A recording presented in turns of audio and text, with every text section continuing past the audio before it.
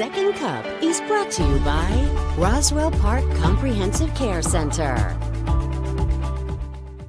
Hi, everyone. Good morning. It's 8 o'clock on the start of your Friday. Thank you so much for being with us. I'm telling you, it is so cold outside. I mean, like, to the point where I just walked outside and I'm like, enough is enough. If you're not just running from the house to the car or from the car to your office, you need gloves, you need the hat, you need the winter scarf. I would even argue you need boots. It is so cold outside. I was out there shooting like an Instagram video, a reel, or a TikTok video, which, inevitably it'll be both. Standing there was brutal. It was just brutal. Here's a live look at the 190. This is right by Hamburg Street going southbound. It's not the traffic that's the issue, but can you see the smoke coming from the cars? Or if you look around, can you see smoke coming from the chimneys? It is that cold outside. And while the sun is out, it's pretty. It's not doing anything. It is so cold outside. That's right, Peter. Exactly. I'm glad that you noticed that. Today was an exception where Ed and Josh were allowed to drop 2 F-bombs, freezing and frigid. Yeah. And you're going to be saying different F words as you're walking out the door this morning. That is for sure. Here's a live look from Holiday Valley, which, by the way, opens today at 9 o'clock. So if you're interested in skiing in this kind of weather, you like the cold, you like these temperatures, today's your day. Look at it. Do you see somebody walking there? Can you zoom in at all, Jordan? Do you see that? Now he's behind the trees. But who is that? The groomer? I don't know, but that looks... Look, I'm more of a drink by the fire kind of guy than I am skiing on the slopes. Like, that's just that. This is not my cup of tea. But if it's yours, God bless you. Right. But it's not, it hasn't hit below 20 yet, but it certainly feels like, below zero in many places, especially with that wind chill, is what Josh was saying. Katie, good morning to you. Way too early for this weather is what she says. Marguerite, not going anywhere. Julie says 10 degrees here. Yeah. Jim says, not doing anything. How cold do you think we would be without the sun? I get it. Josh said, though, it's ornamental sun, because it's really not going to do much in the way of warming things up for us today. Linda, I'm cracking up. It actually looks pretty atop Mardi Gras at Holiday Valley. You can see the ski lifts are operational, and it looks like there's already been somebody out on the trails, whether it's a groomer or a skier. But do you see the snow blowing? Is that awful or what? Or is that smoke? I don't know. Is that snow that's being made, do you think? Smoke? Maybe, I don't know. Is that a snow gun? Oh, there they are. Do you see them? There's the groomers. It is the season, I guess. I know, Jim. Funny. I mean, that's what he said. I'm just quoting him. Diane, hey, good morning to you. Glad you're with us. Charlevine, it is a cold one. Okay. So speaking of cold, I got to tell you this crazy story. And by the way, I brought this new chair in to the Epcot room that we so affectionately call it, because the other ones are just not comfortable. So, I don't know, outside this little studio here, there's an area that used to be full of desks and stuff. Not anymore. They're tearing it down. I don't know what they're doing there.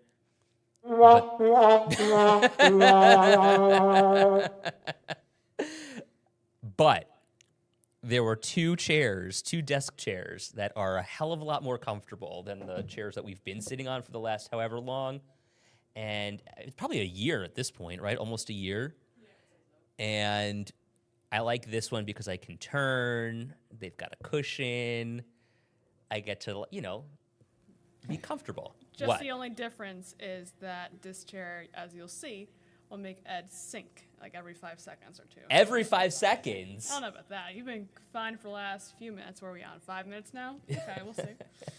I was sinking. I sat down and my rear end is big enough these days where I hit the bottom of the Jordan. No comment. Howard, nothing better than a happy tush. Exactly. Okay, you guys.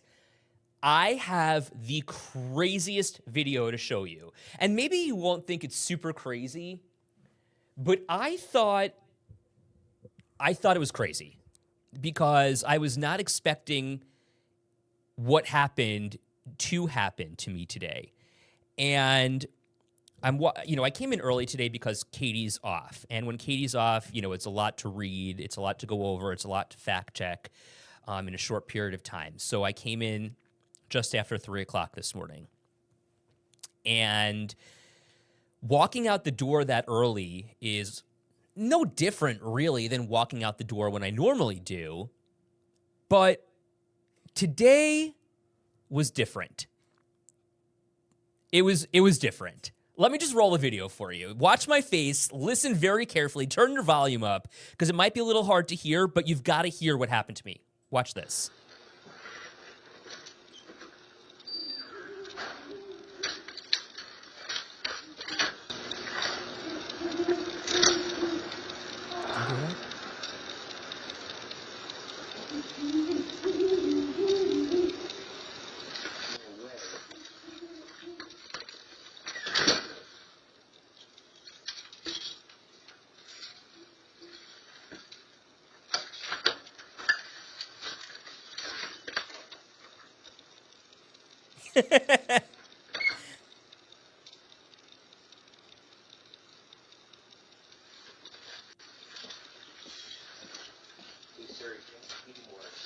Okay, I'm stunned, silent.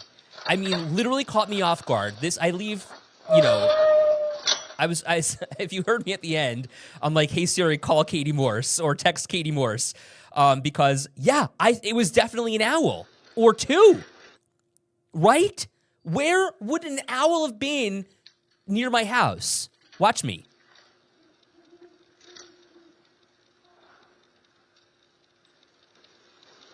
I'm like, what?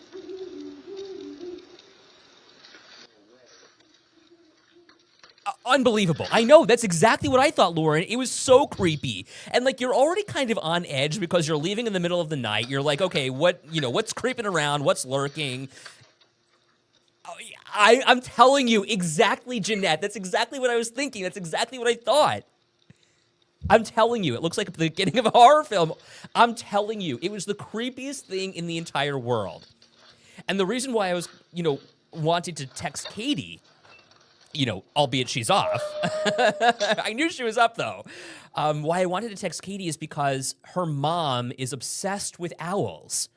And she loves owls, MB, and, Katie's a birder just as much as her mom is. And so, anytime you see a bird or, you hear a bird, she's able to identify it and, knows the calls, knows what they look like. But to hear an owl, like, that had to have been an owl, right? I mean, it was hooting. No, it was. I mean, you can hear it clear as day. I mean, my parents, they have owls down in Florida. So, like, they'll always hear it. And I'll sometimes, twice if I'm home, I'll hear it. But they'll send me similar videos. Well, and then I'm thinking, is it going to come down and get me? I mean, I'm not as light and pretty as I once was, but who knows what could happen? No, they are, like, insane, though, like, down there. At least, like, owls in general, but especially down there, I know they've had different warnings, like, in their neighborhood about, watch out for your, like, small animals. Yes. Because they will come down and Well, they will, like, pick, let's say, a cat up or a dog up or, like, And whatever. then here's my other question, Jordan. Is Miss Gladys going to be okay going outside? How Okay, do so you again? Katie just texted me. Perfect timing, Catherine. She goes, I'm pretty sure great horned, but I'll send to my mom. It was an owl. Not to give you Crazy. the exact breed, too. That's just so funny. So I want to go through the comments here. Anita saying, good morning. The owls was just saying good morning. It says, whew, goes to work so early. Seriously. Megan, I've got one near my house. Only hear him in the winter. It's mating season for some owls. Oh, that's interesting.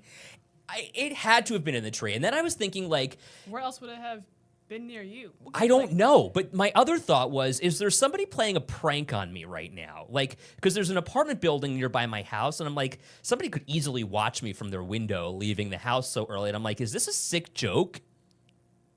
You got a wild imagination. These are the You're things that go thinking through my that head. At 3 a.m. Well, that's all exactly time. it. Who knows? Diane says they're usually further away than you think because they always hear them in Allegheny. Howard says, I doubt a human would be picked up Well, by an yes, owl. That's fair. Peter, at least the owls have good taste for local journalists. Thanks, Peter. Owls are omnivores, but I don't think they like cupcakes. What are you saying? What are you saying, Anita?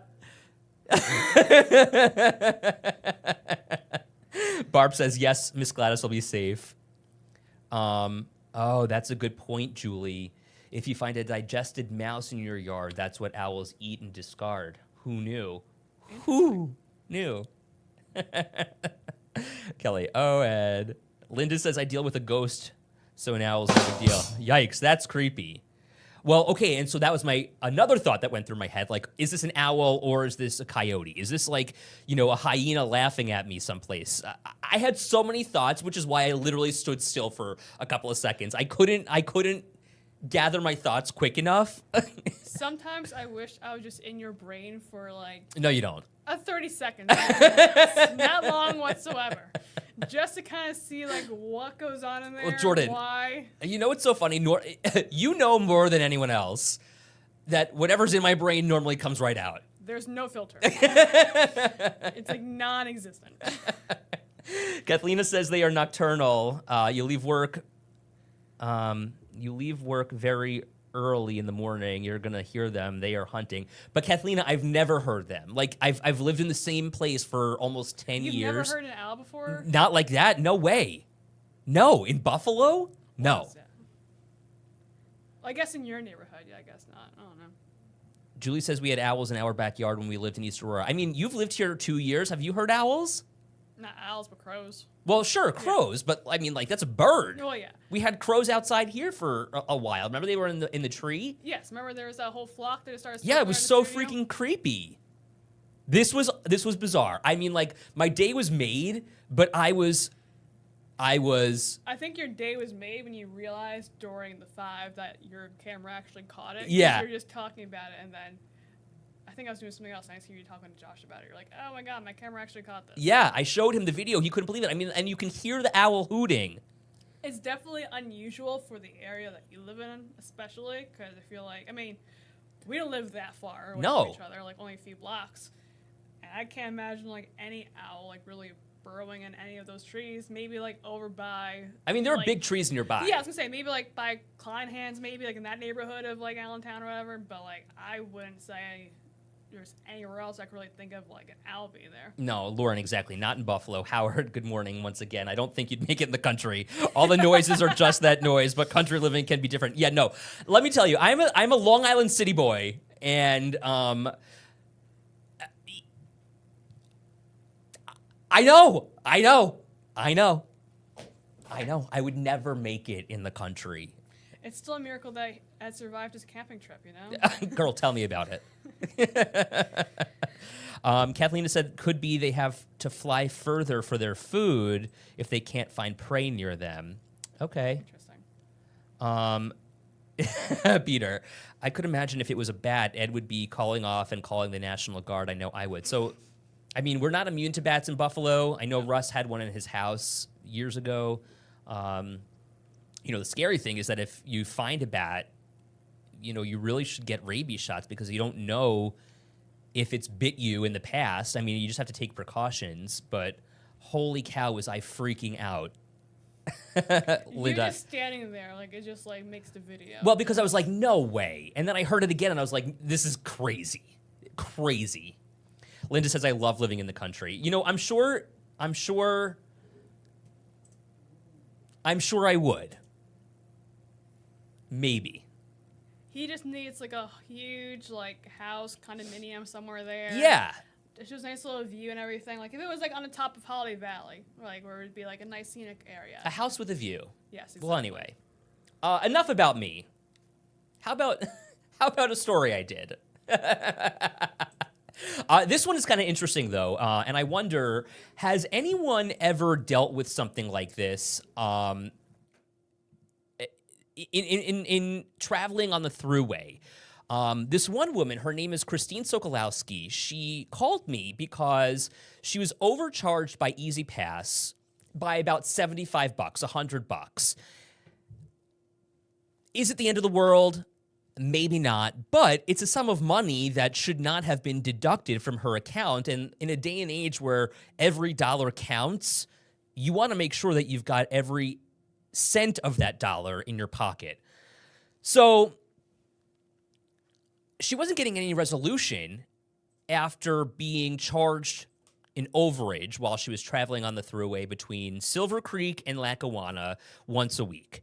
It's about $9.75 a month.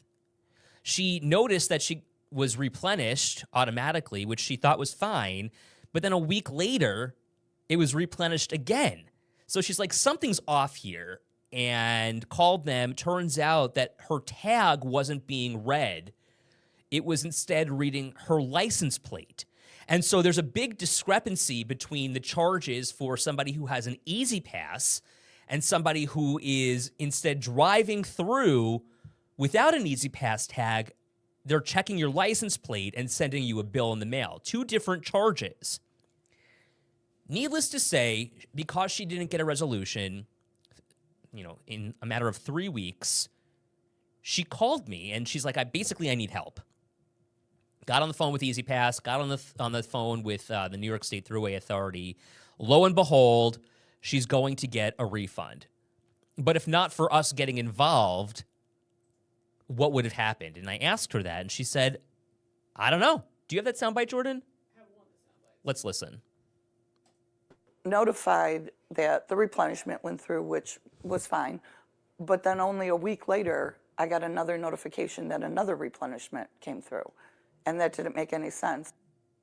Right.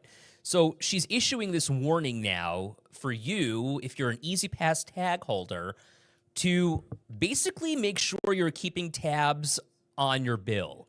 Now, Easy Pass says this was user error and that she didn't actually have that tag mounted to the windshield of her car, which she says is nonsense, that she most certainly did. Easy Pass says they have pictures but couldn't see the Easy Pass tag in her car. That's not to say that she didn't actually have it in her car or on the windshield. But again, that warning just to check your bill to make sure that you're not being charged any overages. Jordan just dropped a link to this story in the comments for us, so check it out because it's super important that you are an educated consumer about this. Mark says there's been problems with the tolls since they were put in with these new ones, those cashless tolls. Kathlena says, yes, we just had an issue with them, not as much as hers. We called the direct line. It got shoved. What do you mean it got shoved, Kathlena? Peter says, I feel like there have been some other stories about Easy Pass lately, and Diane says she always looks at her Easy Pass bill. What I found out was that the call center for Easy Pass is a third party contracted out by the State Thruway Authority. So she wasn't speaking directly with somebody who works for the Thruway Authority proper. It was more that she was speaking with somebody who's contracted by the state to deal with these calls in the call center. So, while she finally got somebody on the phone after I called the state, and the call taker apparently noted that she had made that call 3 weeks ago. Nothing, she said, had been done in the meantime. That's got to be really frustrating. Okay, Kathlena, solved. Okay, got it. Diane says between here and getting to Vermont, there are 13 New York tolls. I counted them. That could be a lot of money. Star says, I always get texts, and I don't even drive the thruway at all. Well, those could be scams. So be careful. Make sure that you know who they're actually coming from, and if you're not sure, call Easy Pass. But I know that Easy Pass texts have gone out, and those are definitely scams. Mary, good morning to you. I live out of state and don't have any Easy Pass, but the last bill that I received, they messed up my name. They printed my bill with my middle, last, and first name. Get it together, New York, she says. Yeah, I get that. Needless to say, you just got to be that educated consumer and somebody who watches their bills very carefully. Well, from Easy Pass bills to how about the city's budget woes? I mean, we got bills and we broke in the city of Buffalo.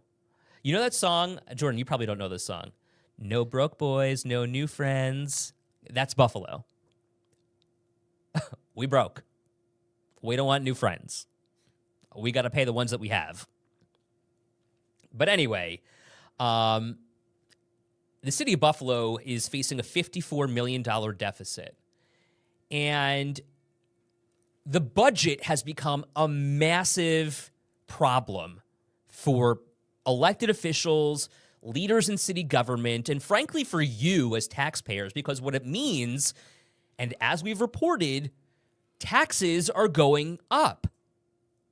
So I spoke to Mitch Nowakowski, who's the finance chair in the Buffalo Common Council. And as you know, he's a good friend of mine, but that's not stopping me from asking him hard questions. And I was particularly interested with what he said here about how the city of Buffalo has been lying to you for years. Listen. We sold, the city of Buffalo told Buffalonians that they could provide services at a cost that was not real. And we said we could plow your streets, we can invest in our infrastructure, and we can do it with just this amount of money. But the fact is that was a lie. We were using our savings account and we were using ARP dollars to fill those holes. So he says we are basically robbing Peter to pay Paul to try and maintain our budget, maintain the services that we need in the city of Buffalo, snow plowing, road repairs. But we were taking money that simply does not exist anymore in that federal funding, the ARP funding, using it to plug holes. And we have $0, goose eggs, in our rainy day account. Diane says, what happened to all these checks and balances? Great question. And then on top of all of this, the Common Council just passed a $94 million capital budget. $94 million. Amy wondering, where did all that money go? Julie says, I've been, talking about the scams. Okay, we'll go back to that in a second. Kathy says, everything is going up but my paycheck. Crazy. Well, so yesterday, I saw Sean Ryan, who's the mayor-elect. And by the way, I've got a bigger budget story coming out on Tuesday, so I've been collecting all of these interviews over the last couple of weeks to try and get you information that's digestible and makes sense about the Buffalo budget, because we know it's going to impact you at some point. Nowakowski told me he's expecting tax increases to go up by double digits, or he would not be surprised if the mayor-elect instituted a double-digit tax increase. So I spoke to Sean Ryan about that yesterday, and I said to him, I'm like, here's what Nowakowski is saying. What say you, Sean Ryan? And he said, I asked him if he's ruling it out. He said no. He said, but he's not ruling it in either. So while he said taxes will go up as a result of Buffalo's budget woes, and of course taxes not going up in a matter of more than a decade, he would not say for sure that it would be double digits. Peter says, who does government math with the deficit? Great question. Here's what Sean Ryan had to say. Years the city has relied on tricks, shenanigans, phantom budget sources, gimmicks, but they've run out of road. There is no more money to steal from accounts. There is no more reserve account money. Buffalo has $0 in its unassigned reserve balance. We should have $50 million in that account. When I submit a proposed budget to the council in April, it will be an honest budget. All the Band-Aids will be peeled off. Right, because there's nothing else to hide. There's nothing. Lori says, guess that's another reason Brown left. Right, he's making $300,000 at OTB. So I asked Sean Ryan, because so many of you have been asking me, is there any accountability here? Can there be any accountability? Can someone like the former mayor be held accountable here? I mean, should there be an investigation? I'm going to post that for you on my TikTok. You can follow me at Dranch on TikTok. I mean, it's just unbelievable the way things have been done for so many years. You can also follow me on Instagram at Dranch TV. Michael says you need jobs to generate income, but New York is not business friendly, so companies leave to go to friendly cities and states. Amy says, pretty sad that they mismanage money and then make us pay for it. That's got to stop. Or cut services that aren't necessary. But here's the thing, Amy, and this is kind of interesting that Ryan told me yesterday. Had we even increased taxes 2% over however many years, 3 years, we would have been in a much different situation today than we're actually in. So had we just raised taxes 2%, 2% this year, 2% another year, 2% over a third, 6% in total over 3 years, it would be night and day, he says. Michael says that new Bill Stadium should have went on the waterfront and would have turned Buffalo and Lackawanna around. Well, instead, it's in Orchard Park, and so much of that business in the surrounding area stays in Orchard Park. You know, we don't have the infrastructure in theory in Buffalo to get 70,000 people in and out. It would have been expensive to form that infrastructure, but perhaps that would have put people back to work. It certainly could have increased the city's economy. Do we have the hotel resources? Peter says, absolutely, there should be an investigation and for leaders present and or past to be held accountable. Jeanette says, I hate to say it, but add this to the list of why we probably won't be buying a house in Buffalo or New York State, maybe. Can't take it anymore. The lying. I wonder, what do you think of Nowakowski's comments? Do you think if you live in the city of Buffalo or elsewhere, I mean, because look, if you're coming into downtown Buffalo or you're coming to Show and Shays or you're going to lunch someplace, you're spending your money in Buffalo. Do you think you were lied to?